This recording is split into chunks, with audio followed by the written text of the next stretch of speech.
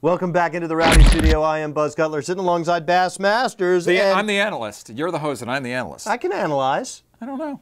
I can analyze. Well, I can host. I'll tell you that much. I know that you can. The rumor started last night. It was confirmed moments ago. It is now official. In 2013, Penske Racing will be fielding Fords in both the Cup Series and the Nationwide Series. No more Dodge. What's your initial reaction to this news? I was a bit surprised.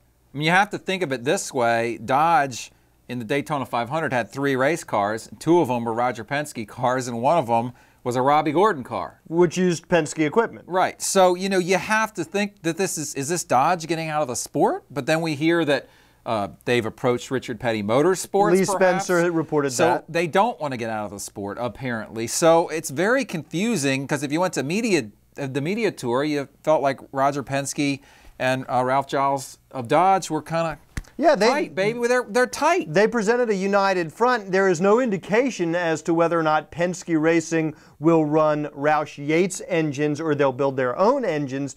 But you can't from an efficiency standpoint, doesn't it make sense to run the Roush Yates engine? So you're going from being the top Dodge team, basically the manufacturer team for Dodge, to really being a secondary team at best for Ford. Well, I doubt very seriously if Roger Penske is looking at it as we're a secondary team. Well, Roger Penske isn't, but what's the reality? Honest, well, I don't know if that is the reality. I don't know if it is the reality, because to me, Roger Penske's always run a top-class organization.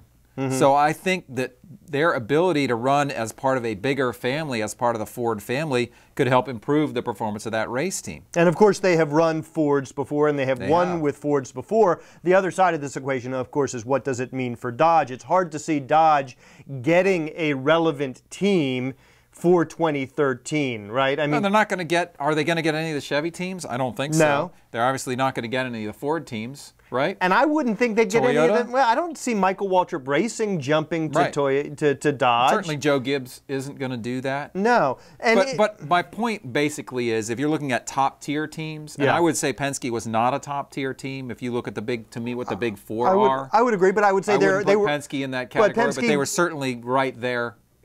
Close behind. And they were certainly a step ahead of Richard Petty Motorsports. So if Dodge ends up with Richard Petty Motorsports, they're taking a step back. Plus, if they end up with Richard Petty, if they end up with Michael Waltrip, if they end up with some other entity that we don't know Front Row, about, Furniture Row, any of those are the likely all steps candidates. Back. So. And didn't Marcus Ambrose, wasn't one of the selling points for him going to Richard Petty that he wanted to be reunited with Ford? Well, certainly that was a big deal to him. He's always been a Ford guy. Certainly was back in Australia. I don't think that's any kind of deal breaker, personally.